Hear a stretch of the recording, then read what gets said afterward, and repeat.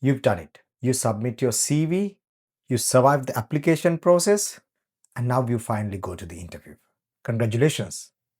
But here's the problem. You can have the right experience, right qualifications, and even right answers, and still damage your chances by the way you communicate. Now, don't get me wrong. I'm not saying that there's a secret words or secret way of communicating during the UK interview process. Oh, there's a list of secret words that UK interviewers are hates. But there are certain things candidate may say and that can create a wrong impression. And if you are an international professional interviewing in the UK, some of these mistakes can be even easier to make simply because workplace communication styles are different from country to country. So today, I'm going to give you 7 things that I will be avoiding during my interviews in the UK, and more importantly, what you can say instead. Before we start, let's make something clear. There's no single British interview style. A bank in London won't necessarily interview the way an NHS organization or the NHS body will interview you, or a public entity, or a technology based organization, or oil and gas organization, or university, or a small business. And senior level interviews can be very different than the entry level interviews.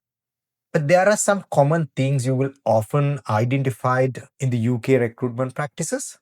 Employers may assess your technical skills, experience, your behaviors, your motivations, and how you approach the situation.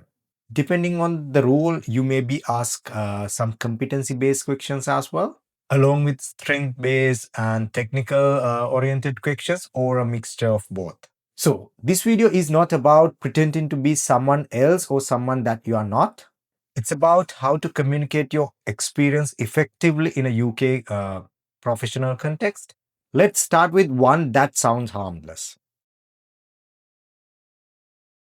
The interviewer says, "Tell me about your experience in this area." And you say, "It's all in my CV," because your CV is 5-page long document. Technically, yes, and it probably is. But that's not what interviewer is asking. The CV tells them what you've done. The interviewer gives you an opportunity to explain that what you've learned, how you approach situations, and more importantly, what you can bring to the organization. So instead of that, you can try absolutely. One example is that I think is particularly relevant to this role is, and continue with your experience or the example that you need to bring it out in that situation. Your CV got you to the interview. Your conversation is your opportunity to bring it to life. The other mistake is when interviewer asks, "Why are you leaving your current role?" and you tell them everything, that how miserable is your manager, and your colleagues are unhappy, you are unhappy because of that, and the company was badly managed and you cannot wait to escape. I understand. It happened to me as well during my career. Sometimes those things are genuinely true. But an interview isn't the right place to unload all your frustrations, disappointment about your current organization. That won't help. Instead of that, keep your answers professional and honest. Instead of unloading every issue in your current role or the current organization, you can tell, "I've learned a lot in my current role, but I'm looking for an opportunity where I can take greater responsibilities and continue developing in this area." You haven't lied, you haven't criticized anyone. You simply move the conversation towards your future. Interviewers aren't expect someone who never experienced a difficult workplace. They're often interested on how you've handled those challenges and how professionally you talk about them. Mistake number 3 is that you have no clue about the organization that you've applied for. This mistake can be surprisingly damaging your entire interview conversation or your chances to get that role. You walk into an interview and admit that I have no clue about the organization. I really don't know much about the organization. Now I know you probably thinking that I applied to more than 20 jobs. How can I know about everything on these organizations? That's true. But once you reach to the interview stages, preparation is a must. And if you don't know the organization that gave you the opportunity to interview, then you are in a trouble, my friend. And the other thing is, you don't have to memorize everything about the organization, entire history about the organization. No, you don't have to. But you should understand what the organization does, what the role involved, and why you are interested on this particular role, and ideally something related to their current priorities and challenges. Instead of saying, I don't know much about the organization, try something like, I've been looking at your work in so and so period or since this period. And one of the things that particularly interested me, and highlight what it is interested to you. That gives you something to discuss. Mistake number 4 is trying to be a perfectionist. Now let's talk about the classic interview question. What's your biggest weakness? And the candidate says, I'm a perfectionist. Don't get me wrong, being detail oriented is not a bad thing. But if you use perfectionist simply because you've heard it is one of the best interview answer when it's come to the weakness or the question related to the weakness, the interviewer might have heard it before and maybe more than 100 times. Instead of that, choose something genuinely related to your professional development. It can be public speaking, it can be data analytics, can be anything. For example, you can use that something like, earlier in my career, I try to make sure that everything complete perfectly before I share it with someone else. Later, I've realized that getting feedbacks earlier can help me to improve and avoid me to duplication and to produce a better final result. So now I built earlier review points. That's much stronger. You've shown that self-awareness while you are focusing on being a perfectionist. Real example and what you've done to improve your weaknesses. Now, this one is especially for migrant professionals. You may be under pressure. You might have greater financial needs. You've been applying for months. You have bills to pay. You want to establish yourself. And sometimes you genuinely feel, I'll take anything. I felt the same way when I was starting my career. But do not communicate that in the interview. Instead of focus on values that you can bring. If they ask, why do you want this job? Don't say that I just need a job. Instead of that, try saying that this job is really matching with my experiences and I'm particularly interested on contributing on so and so. You are still being honest and you are showing the employer that why this role is important for you or match is the great match for you. Remember, desperation may be your private reality. It doesn't have to be the professional message.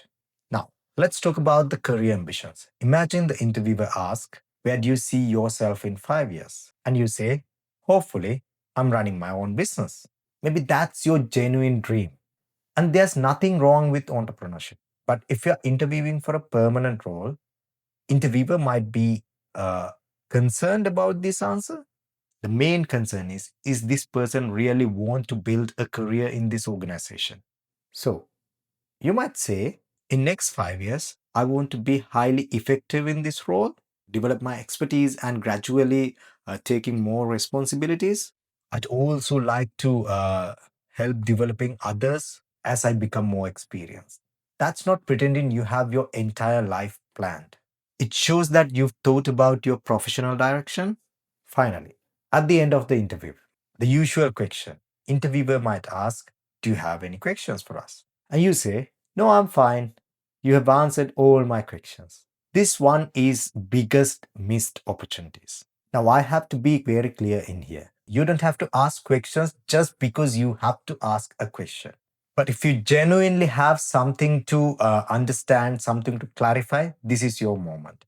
For an example, what would the success looks like in this role for next 6 months? Or what are the biggest priorities for the person who's joining in this role? Or if you need to know about the organization culture and everything, you can ask something like, how would you describe the team's working style? These questions aren't about trying to impress the interviewer. It's more about helping you to decide whether this role is a suitable role for you or not. And here's a bonus one, especially for international professionals. Do not assume that interviewer will automatically understand the scale of your experience and the scale of the operations that you've handled. You might say, I manage a large team, but large means how large? Is it 10 people, 100 people, 1,000 people, 2,000 people? What's the number? So instead of just vaguely explain, try to give context. Or as you can say, I manage 30 employees across two entities. Don't just say I work for a large organization. Explain the scale if it is relevant. Something like the organization had 5,000 employees and I was responsible for three business HR operations in three business units. Your experience may be impressive, but the interviewer cannot value what they don't understand. Your job is to make your experience easy to understand, and the interview is the best place to do that. So, here's my simple formula for next interview. Think confidence, evidence based, and collaborative. Be confident enough to explain what you've achieved, use evidence instead of unsupported claims, and show that you understand how your work affects on a wider team and the entire organization. You don't want to pretend to be British.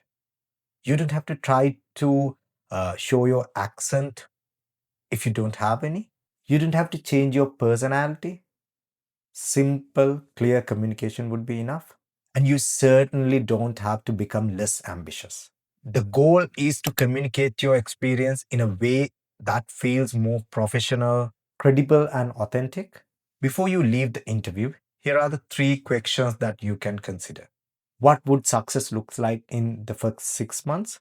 What are the biggest challenges the person in this role had to manage, had to handle? What do you enjoy most about working in the team? The first two questions help you to understand the role. And the third one gives you more human perspective about the organization and the work culture. Choose questions that genuinely interest you.